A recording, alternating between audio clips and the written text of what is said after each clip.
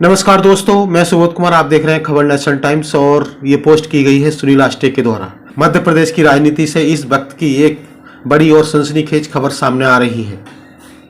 MP में अनिल मिश्रा के विरोध में एक बार फिर भीम आर्मी उतर आई है सड़कों पर और इस पूरे एमपी में अनिल मिश्रा के विरोध में एक बार फिर भीम आर्मी उतर आई है सड़कों पर और पूरे मामले में भीम आर्मी नेता सुनील आष्टे का एक बयान ऐसा आया है जिसने राजनीतिक गलियारों में हड़कंप मचा दिया है। दोस्तों, ये सिर्फ एक विरोध नहीं, प्रदर्शन नहीं है, ये दलित समाज के सम्मान, अधिकार और सुरक्षा का सवाल बन चुका है।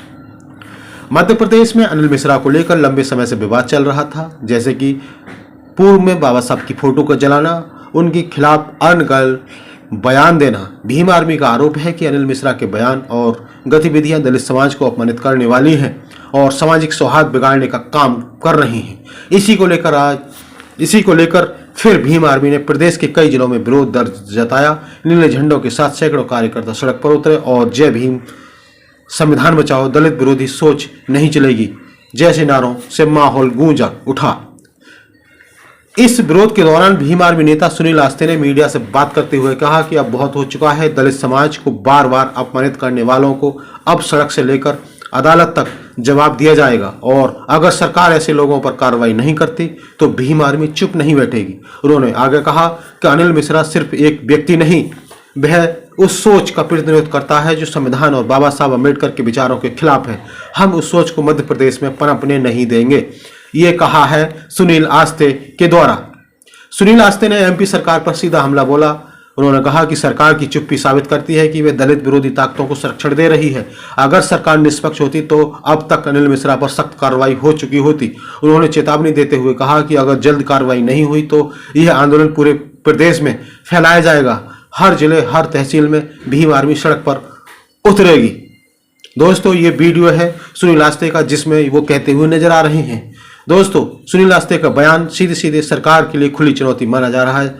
राजनीतिक जानकारों का कहना है कि यह आंदोलन आने वाले समय में मध्य प्रदेश की राजनीति को गर्मा सकता है। भीम आर्मी की मांगे क्या रही? अनिल मिश्रा के खिलाफ तुरंत कानूनी कार्रवाई हो, दलित समाज के खिलाफ बयानबाजी पर सख्त कानून लागू हो, दलित उत्पीड़न के मामले में फास्ट ट्रैक कोर्ट बने, पीड़ित परिवारों को सुरक्षा और मुआवजा दिया जाए। विरोध प्रदर्शन में शामिल लोगों का कहना था कि हम सिर्फ न्याय मांग रहे हैं, अगर संविधान हमें बराबरी का हक देता है तो सरकार उसे लागू क्यों नहीं करती। कई युवा ने कहा कि अब दलित समाज चुप बैठने वाला नहीं है। तो दोस्तों, एमपी में अनिल मिश्रा के विरोध में फिर से भीम आर्मी का इस तरह से सड़क पर उतरना और गुस्सा होना, सुनील आष्टे का यह तीखा बयान राज्य की राजनीति में बड़ा भूचाल ला सकता है। अब सवाल यह है कि क्या एमपी सरकार इस मामले में कोई ठोस सख्त कदम उठाएगी या फिर यह मुद्दा सिर्फ बयानबाजी तक ही सीमित रह जाएगा। आप इस पूरे मामले पर क्या सोचते हैं? अपनी राय हमें कमेंट में जरूर बताइए। वीडियो को लाइक करें, शेयर करें और ऐसी सच्ची बेबाक खबरों के लिए खबर नेशनल टाइम्स को जरूर सब्सक्राइब करें। तो ये बड़ी खबर थी।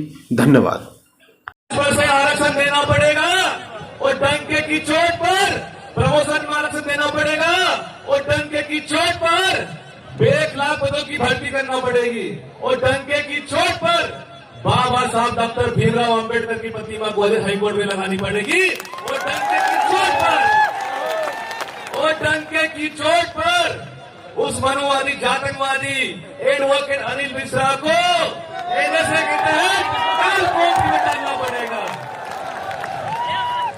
अगर ये डंके की चोट पर नहीं किया तो साथियों, क्या आप तैयार हैं डंके की चोट पर मोहन यादव को कुर्सी हटाने के लिए? बताइए, तैयार है कि नहीं है?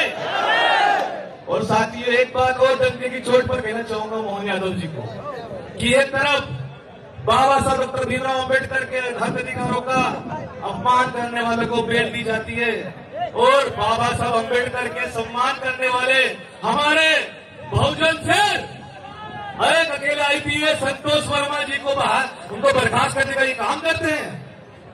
साथियों का दिमाग खराब हो गया है। मैं आपसे कहना चाहता हूं आज इस 18 जनवरी को भेल दशहरा मैदान में कि साथियों, आप लोग तैयारी कीजिए।